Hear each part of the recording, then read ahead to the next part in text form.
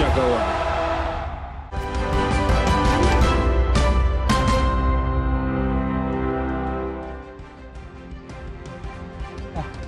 Ini mana pantainya ini?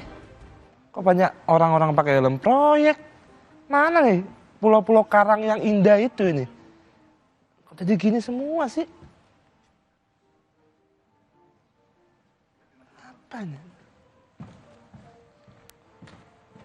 Permisi Mas, Iya Pak.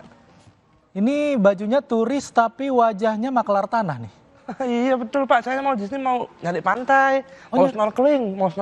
Snorkeling? Iya, Oh. coba pelampung nih. Aduh, Mas nggak lihat Mas di belakang nih. Iya, kok Mas jadi salah gini naik mesin sih? waktu nih. Sekarang nih udah 2060 Mas.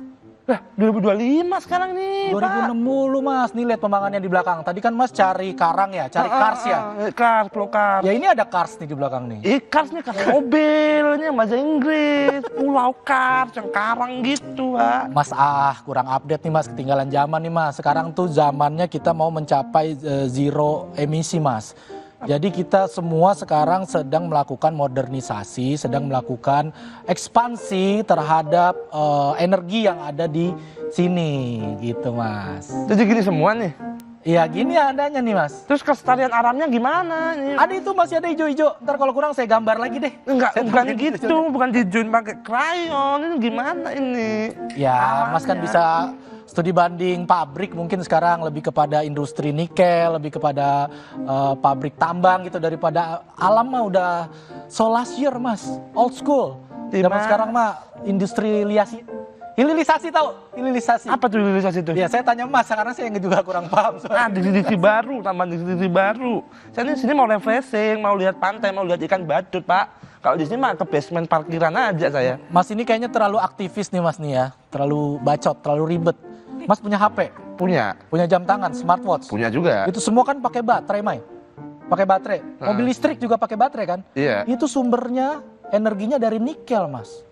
Ya bener, tapi ini kan alam Pak, sumber daya alam tuh bisa habis. Tapi kelestarian alam kalau dijaga kekal abadi, Pak. Oke, baik Mas. Terima kasih atas perhatiannya. Saya senang sekali kalau ada netizen yang kritis seperti ini. Mari sama-sama kita evaluasi bersama. Jangan dulu gaduh, karena ini masih jadi bahan evaluasi kita. Dievaluasi, pakai template kayak gak niat jawab. Dia malah diem sekarang bapaknya ini. Yaudah Mas, mau saya kasih kerjaan mau? Boleh sih, Mau? boleh sih. Langsung nyuap. Tahun udah makin jauh, Kerjaannya teknologi ini berkembang. aja, di sosmed aja. Jadi buzzer. Iya, jadi buzzer. Saya mah udah. Udahlah. Aduh, ini lagi kenapa sih pada ribut-ribut ini semuanya? Oke, itu main kabur temennya Bang. Iya, dia mau Kenapa kabur itu tadi? kurang piknik. Oh kurang piknik? Hobinya ngomel-ngomel aja. Iya, tapi tadi kayaknya komplainannya kebanyakan ya begitu ya? Hah? Komplainannya kebanyakan tadi ya? Kebanyakan, merepet terus. Netizen biasalah kayak gitu ya. Biasa kayak gitu ya, langsung harusnya ditanggapi dengan kayak tadi ya? Ya kayak tadi Normatif. lah, normatif aja, ngeles aja istilahnya. Oke, tadi itu kalau kita berandai-andai ya Bang ya, berarti kalau misalnya berandai-andai Raja Empat itu kita nggak bisa lagi lihat keindahan, mungkin hanya kecil, semuanya tadi penuh dengan mobil di mana-mana, itu akibat pertambangan dan Iya. kemudian juga hasilnya seperti apa, jadi kita nggak bisa lihat lagi dong keindahan Ya Raja bisa kita lihat tapi paling nanti bentuknya dalam bentuk digital ya, gambar aja gitu, aslinya nggak ada. Ya, masa lalu dong kalau gitu. Nah, karena Raja Empat ini adalah harta karun Indonesia yang menyimpan keanekaragaman hayati ya Bang ya, baik di daratan maupun juga lautannya. Namun kini sejumlah warga resah karena kelestarian itu akan terusik akibat dari aktivitas tambang yang ada di sana.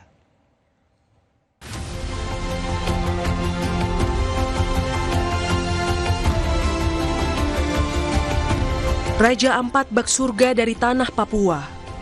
Lautnya menyimpan 75% jenis terumbu karang di dunia, jumlahnya lebih dari 500 spesies koral. Sementara hutan Raja Ampat adalah rumah dari berbagai jenis tumbuhan dan hewan endemik. Tak heran Raja Ampat dinobatkan sebagai UNESCO Geopark pada 2023. Laut dan hutan jadi tempat warga Raja Ampat menggantungkan kehidupan. Seperti mayoritas warga Pulau Arborek yang turun-temurun mencari nafkah sebagai nelayan. Sejak keindahan Raja Ampat semakin mendunia, warga Pulau Arborek merambah ke pariwisata, seperti usaha penginapan hingga jasa menyelam bagi wisatawan. Di mana para wisata masuk, ya kami dari nelayan yang mancing-mancing ikan, terus kami pindah ke dunia wisata, kami kelola homestay sendiri.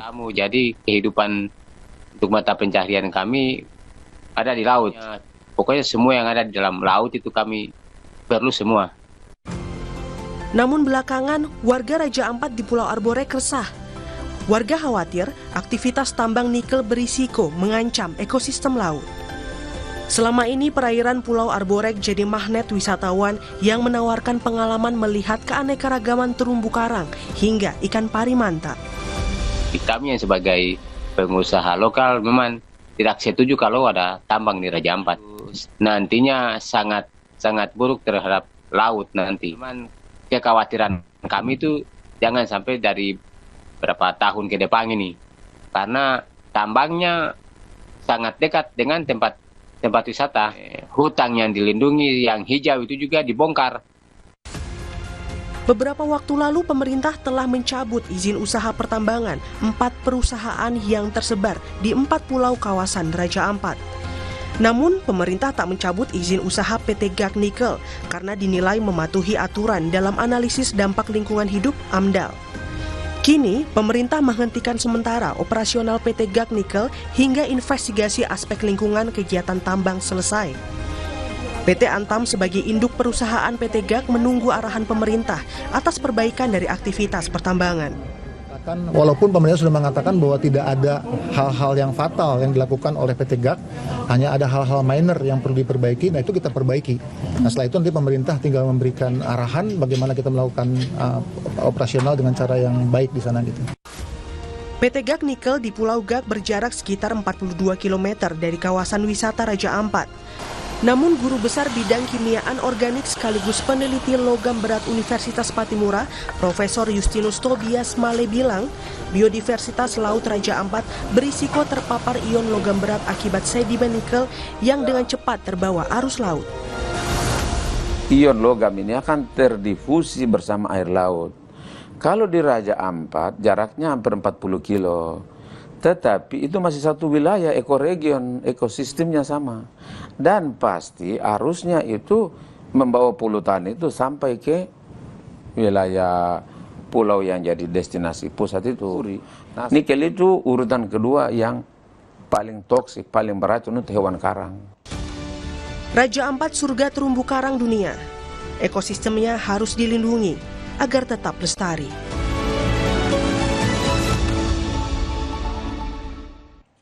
Nah, Raja Ampat memang surga terumbu karang dunia kalau tadi kita lihat melalui tayangan visual. Jadi perlu dijaga banget dari praktik-praktik yang tak berkelanjutan seperti misalnya aktivitas pertambangan yang dapat mengancam ekosistem laut dan juga hutan. Nah, kita akan membahasnya malam hari ini lebih dalam lagi bersama sejumlah narasumber ada warga Pulau Arborek di Raja Ampat, ada nama Bapak Naftali Siomambrako. Selamat malam, Pak Naftali. Selamat malam.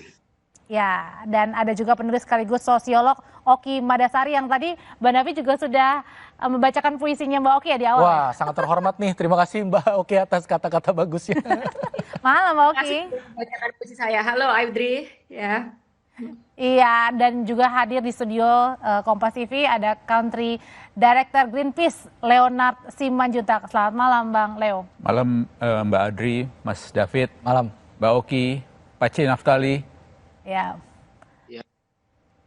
Ya, saya mau ke Pak C dulu. Saya mau ke Pak C Naftali dulu. Pak C Naftali, kalau yang Pak C sampai lahir besar di Raja Ampat ya, Pak C ya? Ya. Ya. Benar. Pak C, sebenarnya apa sih yang paling Pak C khawatirin jika pertambangan aktivitasnya ini mencemari keindahan Laut Raja Ampat? Ya, terkait dengan tambang yang sementara marak di Raja Ampat ini, sebagai warga lokal yang ada di Raja Ampat, lebih khusus di Kampung Arborek, yang adalah pelaku wisata kami sangat khawatir atau takut ketika tambang ini terus beroperasi di Kabupaten Raja Ampat, sehingga dampaknya ke laut. Sudah terasa belum Pak Laut C sekarang? sampai hari ini belum terasa, tetapi kekhawatiran kami jangan sampai 5-10 tahun ke depan ini tidak seperti yang ada ini. Itu yang menjadi kekhawatiran kami. Oh, oke. Jadi sampai dengan sekarang belum terasa, tapi ini menjadi khawatir was-was juga ya Pak C ya? Ya. Oke.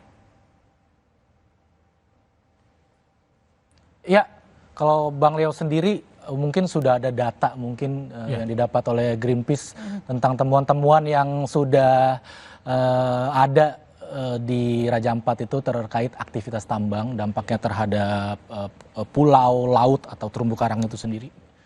Iya, makasih Mas David. Jadi seperti yang sudah dibicarakan di ruang publik selama hampir 2 minggu ini dan kemudian dilanjutkan dengan tindakan pemerintah. Jadi sebenarnya yang kami angkat kan ada 5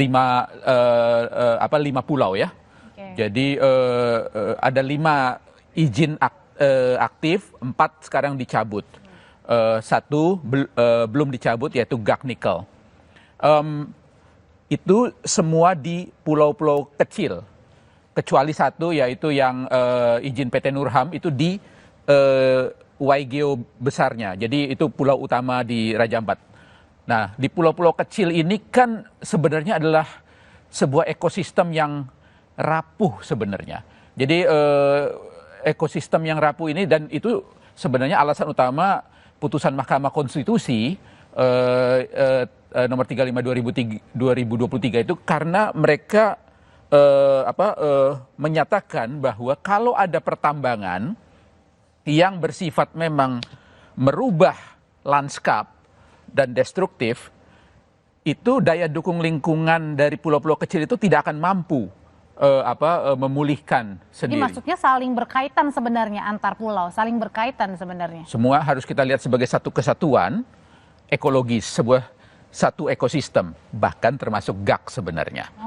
Jadi kalau bukti-buktinya sudah kelihatan sebenarnya.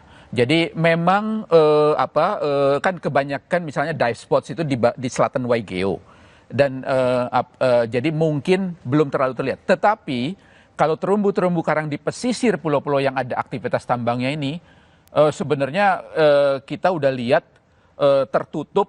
Jadi oleh sedimentasi, kalau hujan kan itu limpasannya sampai ke pantai dan ke pesisir. Jadi sudah coklat kemerahan sebenarnya. Pulau KW itu yang aktivitasnya berjalan itu sebenarnya sudah terdampak dengan lumayan serius begitu. Ya, sehingga saya 2016 saya ke sana tuh memang ada aturan kalau kita mau ke pulau-pulau kecil di daerah Raja Ampat, itu kapalnya tuh nggak boleh sembarangan Pak ya. Dari ukurannya tuh kita nggak boleh yang besar. Bahkan takut saya merusak ya Bang? Iya, karena saya pakai kapal klotok istilahnya ya, yang hanya cukup sekitar 5-10 orang untuk menjangkau pulau-pulau kecil itu. Jadi mungkin kapal itu bisa benar-benar berdampak langsung ya sama apalagi ini karang. Aktivitas pertambangan yang besar ya. Ya, itu ironisnya. Sebenarnya Raja Ampat ini sebagai sebuah kawasan ekoturism itu sekarang mungkin yang paling highly regulated, diatur ketat sebenarnya. Jadi yang Mas David tadi bilang, sekarang itu bahkan kan kalau standarnya kalau kapal-kapal itu yang live aboard itu itu menurunkan jangkar. Jangkar itu kan semua punya potensi merusak kepada terumbu karang. Jadi di Raja Ampat ini sekarang dalam 2 tahun terakhir itu ada eksperimen untuk bikin moor. Moor itu artinya semacam tambatan. Ada 5 kalau nggak salah sekarang, di mana kapal-kapal itu tidak perlu menurunkan jangkar lagi, tapi mengikat kepada moornya. Itu aja diatur gitu. Jadi ironis sekali kalau kita punya tambang di sekitarnya yang punya potensi destruksi yang jauh lebih besar, begitu. Jadi ini yang kita angkat karena potensinya sebenarnya ini benar-benar kalau tambang-tambang nikel ini bisa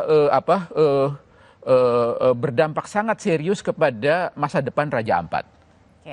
Oke. Nah, Mbak Oki, kalau tadi di awal kita mendengar dari Bang Oki juga menyampaikan puisinya Mbak Oki ya, dan puisinya Mbak Oki juga sudah dikeumumkan juga di media sosial.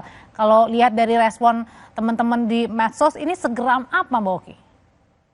Oh, kita bisa lihat Save Raja Ampat itu bukan sekedar hashtag kan, itu sebuah bentuk gerakan sosial. Dan kita bisa lihat kemarahan, kegeraman pada tambang di Raja Ampat ini bisa melibatkan berbagai lapisan, mulai dari aktivis, mulai dari mahasiswa, hingga mereka yang mungkin selama ini tidak banyak terlibat dalam isu sosial, tapi merasa secara visual saja nih, ada tempat seindah ini dirusak, kok tega? Nah, itu kan artinya isu ini sudah menyebar ke berbagai lapisan masyarakat dan kepedulian itu sudah terbangun.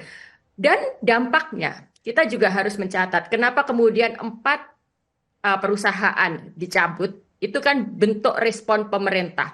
Tentu masih belum memenuhi apa yang sebenarnya kita aspirasikan, tapi at least itu adalah bentuk respon pemerintah karena desakan publik ini. Jadi untuk isu Save Raja Ampat, bagaimana kemudian saya juga menyampaikan lewat puisi, bagaimana teman-teman membuat hashtag dan berbagai postingan, kita tahu bahwa semuanya marah dan geram.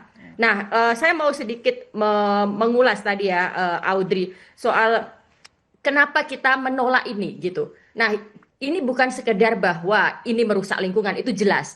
Tapi kita bisa melihatnya bagaimana dampaknya langsung nanti kepada warga lokal.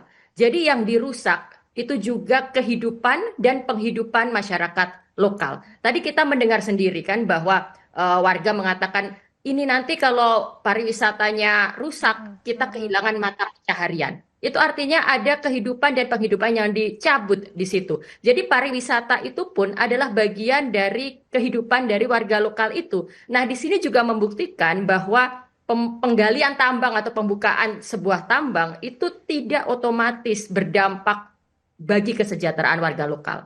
Bahkan ada banyak case ternyata tidak ada distribusi keadilan, tidak ada distribusi kesejahteraan. Warga lokal tetap terpinggirkan, tetap rugi gitu ya. Tidak mendapat apa-apa, mereka hanya mendapat alamnya yang semakin rusak, bahkan semakin miskin. Nah, dan lebih dari itu, keputusan untuk mengelola sebuah kekayaan alam itu tidak pernah melibatkan warga lokal. Terbukti dari ketika Kompas TV kemudian menghadirkan suara warga lokal yang menolak, itu artinya mereka tidak dilibatkan, mereka tidak ditanyai. Dan ini yang kemudian terjadi di banyak tempat di Indonesia. Pengelolaan atas hasil kekayaan alam itu hanya ditentukan oleh segelintir elit, dan kemudian hasilnya hanya untuk kelompok tertentu saja. Ibaratnya ini kurang mendengar ya, Jajang tidak mendengar nih suara-suara dari hati Pace-Mace Papua ya, Bang David ya. Ya padahal suaranya bagus-bagus ya. Iya.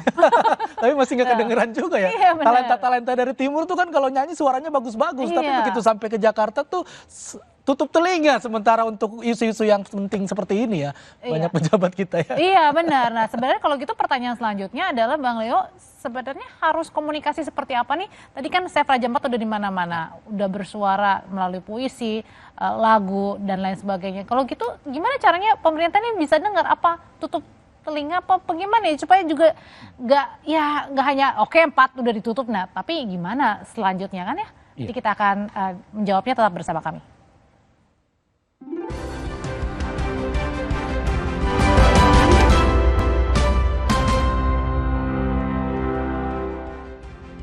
Kembali lagi di Sapa Indonesia Malam Spesial akhir pekan. Kali ini kita akan membahas beberapa data dan fakta mengenai kepulauan yang sangat indah di ujung Papua sana, Raja Ampat. Memiliki lebih dari 2.700 pulau. Kita lihat ya.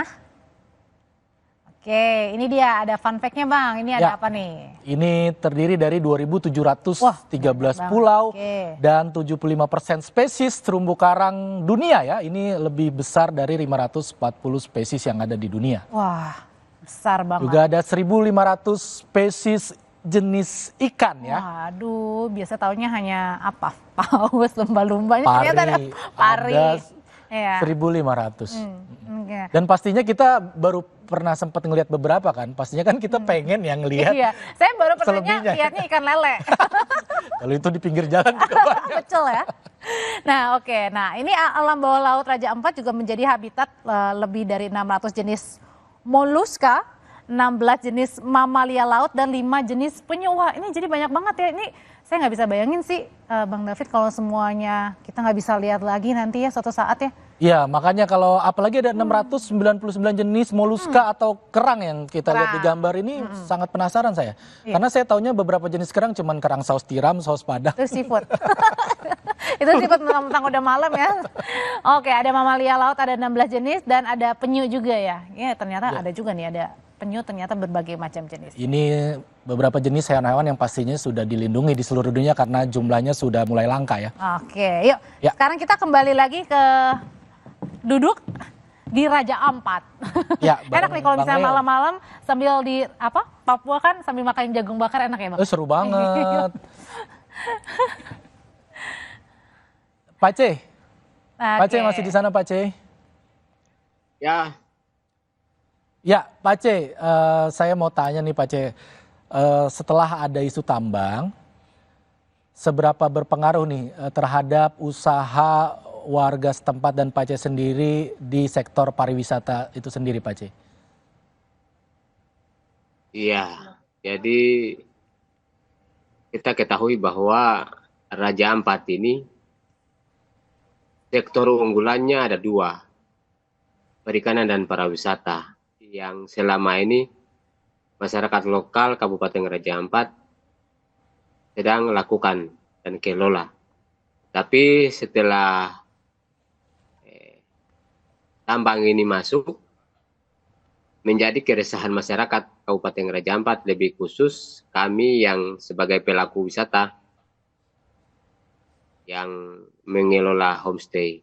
Dan menjadi keresahan kami ketika tambang ini ada terus, maka laut kami yang sekarang bagus ini nantinya tidak seperti ini lagi. Nantinya akan kabur airnya, sehingga menjadi keresahan kami pelaku wisata lokal. Pak C, kalau sekarang Pak C masih, maksudnya sangat terasa sekarang sudah kedampak belum? Biasanya mungkin tadi homestay membuka rumah ya untuk bisa menginap, ini sekarang tidak ada lagi yang menginap Pak C?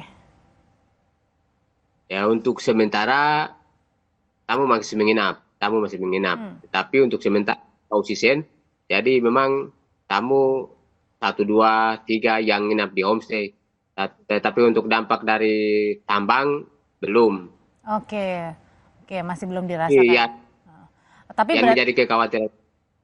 Itu berarti mungkin sekarang memang belum terasa, tapi itu ketakutan yang dialami Pak C ya, karena kan Pak C juga berharap besar dari uang yang bisa dihasilkan dari homestay itu ya Pak C ya? Iya. Oke, kalau dari respon kan ini ada, Bang David juga lihat nggak sih kalau di media sosial kan katanya ada yang dilarang ya ke Raja Ampat itu sampai diusir-usirin kayak gitu ya? Ya. Oh, nah itu emang benar terjadi atau gimana Pak Aceh? Iya memang di Wayak beberapa lalu ada warga lokal yang ke sana dengan tamu, itu mereka pas dengan kejadian yang mereka larang untuk ada aktivitas wisata di sana, sehingga pas ada masyarakat yang memalang di sana langsung mereka suruh pulang, tidak usah melakukan aktivitas karena mereka resah bahwa tambang ditutup karena mereka itu bagian dari tambang yang sebagai karyawan di sana. Oke, wah sampai segitunya. Iya. Jadi memang dampaknya pariwisata agak sedikit kendor karena tadi takut ya, karena di tengah situasi yang memang simpang siur pastinya tentang izin tambang diperpanjang atau tidak, juga terjadi polemik dan potensi konflik pasti ke depannya ya Bang Leo ya. Nah yang saya mau tanya ke Bang Leo nih, tadi kita dari teman-teman aktivis, dari teman-teman selebritis, kita hashtag udah, gambar udah, video udah, puisi dari Mbak Oki yang bagus banget udah. Nyanyi udah tadi? Nyanyi udah. Kayaknya semua cara udah kita lakukan untuk bisa didengar oleh pemerintah pusat ini yang pemangku kebijakan untuk bisa sadar bahwasanya ini bukan hanya potensi jangka pendek tapi jangka panjang nih, Bang Leo. Gimana? Harus pakai cara apa lagi kita? Harus ngapain nih? Ya, makasih. Jadi memang ini momentum untuk koreksi secara mendasar, koreksi total sebenarnya. Bukan hanya untuk Raja Ampat sebenarnya, tapi untuk juga persoalan-persoalan yang terkait dengan pertambangan di banyak pulau-pulau kecil Indonesia dan wilayah-wilayah lain yang terdampak serius, baik secara sosial maupun ekologis. Nah, kita kalau sekarang ada beberapa dimensi. Pertama, pencabutan yang 4 izin, itu kita perlu kawal. Kita perlu kawal. Masih ada ketakutan ya izinnya sementara dicabut? Oh iya, iya Mbak Audrey. Jadi dari sejarahnya dan kami keluarkan report 2 hari yang lalu, kita menginvestigasi bahwa sebenarnya pernah 16 izin dikeluarkan, izin pertambangan di Raja Ampat. 5 masih aktif, 4 dicabut ya. Tetapi tahun ini saja dari yang sudah dicabut itu 2 diaktifkan kembali. 2 diaktifkan kembali, 3 perusahaan sekarang masih dalam proses pengadilan untuk mencoba mengaktifkan izinnya lagi. Jadi ini semua sebenarnya masih mengkhawatirkan. Jadi kita perlu sebenarnya tetap menjaganya di ruang publik sehingga tidak lagi kembali kepada ruang-ruang tertutup birokrasi pengambilan keputusannya ini.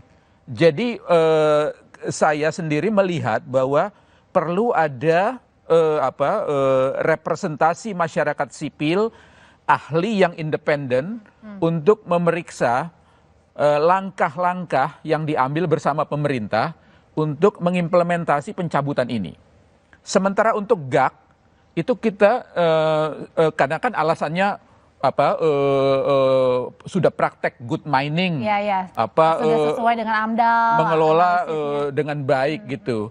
Tapi sebenarnya kan kalau kita lihat pemantauan misalnya ekspedisi Kompas tahun 2021 yang dikeluarkan di 2022 dan juga kami begitu, sebenarnya potensi kerusakan ataupun actual kerusakan sebenarnya terjadi juga gitu. Sehingga kita perlu sebenarnya memeriksa lagi-lagi dengan sebuah tim yang independen yang bukan hanya pemerintah itu untuk melihat apakah benar-benar terjadi kerusakan.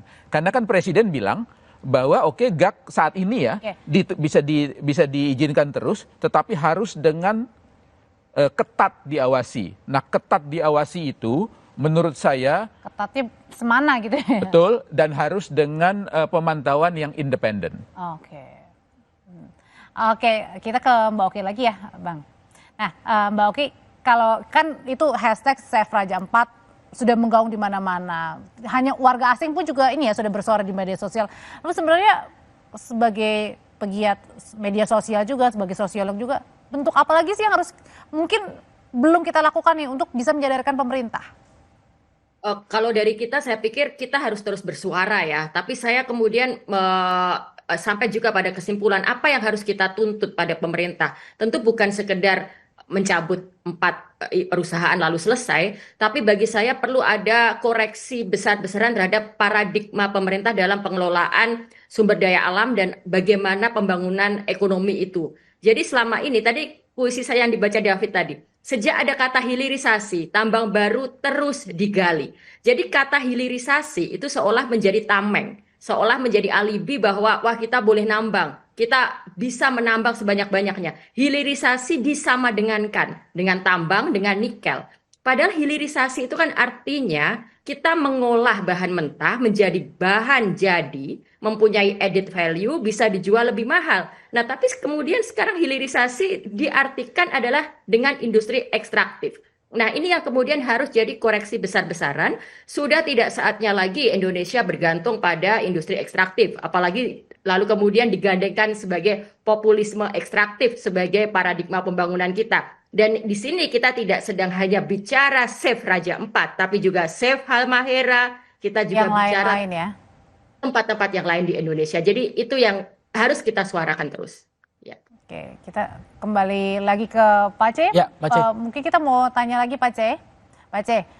Ya. Ya, Pak C, ini kalau pemerintah, pejabat terkait ini nonton nih, yang ingin disampaikan apa Pak C? Supaya membuat pemerintah ini betul-betul mengkaji ulang keputusan yang sudah ada Pak C?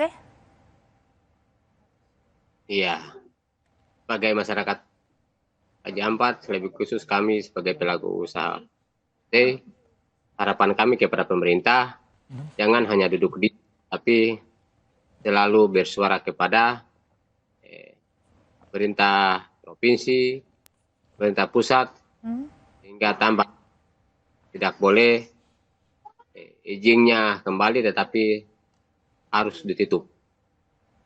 Itu harapan kepada pemerintah. Kita tidak boleh duduk diam, tetapi bagaimana terus bersuara untuk tambang. Supaya tambang ini jangan lagi beroperasi, tetapi tutup permanen. Oh, oke. Kemauannya adalah tutup permanen. Iya. Saya sangat setuju. Tuntutan kita tutup sebenarnya pelindungan Raja Ampat secara penuh dan permanen. Artinya ini harusnya jadi no-go area untuk tambang. Jadi seluruh kesatuan ekosistem Raja Ampat itu seharusnya tidak bisa dimasuki oleh tambang. Atau mungkin gini Bang Leo, mungkin bisa jadi bisa nggak sih dikasih misalnya kayak dampak kerusakan seberapa besar dibanding dengan pendapatan kalau penambangan terus menerus, bisa nggak kayak gitu? Baik. Misalnya. Jadi ini kan klasik sebenarnya, dan ini terjadi seperti Mbak Oki tadi bilang, ini merupakan kasus di banyak sekali wilayah pertambangan Indonesia. Jadi masyarakat yang terdampak itu hampir tidak pernah mendapatkan kesejahteraan sebenarnya. Jadi Maluku Utara itu pertumbuhan ekonominya 2 digit, sementara tingkat kemiskinannya tidak bergerak, bahkan terjadi pemburukan. Demikian juga Konawe, Sulawesi Tenggara, Morowali, begitu. Belum lagi kalau kita bicara kerusakan lingkungannya, kualitas udaranya yang sudah sama buruk dengan Jakarta, dan seterusnya. Nah, untuk Raja Ampat sebenarnya di mana ada alternatif ekonomi yang jelas-jelas di depan mata, tahun lalu 33.000 wisatawan. Itu peningkatan 68% dari tahun sebelumnya, dari 2023. Jadi potensinya jelas, di mana ekonomi berkelanjutan itu bisa terjadi pada skala yang besar, yang bisa mesejahterakan Pace dengan homestay-nya, ada organisasi dive guides yang lokal, atau Mace juga berjualan misalnya Mace ikan. Saya tahu ada beberapa homestay yang dipimpin oleh Mace juga. Jadi ini potensinya jelas jauh lebih besar untuk ekonomi rakyat, ekonomi masyarakat, daripada tambang di KW, tambang di GAK, tambang di Manuren, dan yang lain-lain itu. Jadi kita memang sekarang ini kita perlu duduk sama-sama nantinya, karena memang tadi kan Pak C. Naftali bilang bahwa ada juga masyarakat yang selama ini tergantung sama tambang protes sekarang. Kita harus bicara. Solusinya memang harus adil untuk semua, begitu. Baik, terima kasih kalau gitu Bang Leo. Terima kasih juga Mbak Oki. Pak C, terima kasih, selamat malam Pak C. Salam Pak C. Terima kasih Pak C, Naftali, Mbak Oki, terima kasih. Ya, nanti setelah ini kita akan kembali, Bang David ya, kali ini kita akan bergeser sedikit ke dunia sepak bola ya Bang ya. Kita akan membahas 4 pemain naturalisasi yang baru akan memperkuat timnas putri Indonesia. 2 agenda penting sudah di depan mata, yaitu kualifikasi Piala Asia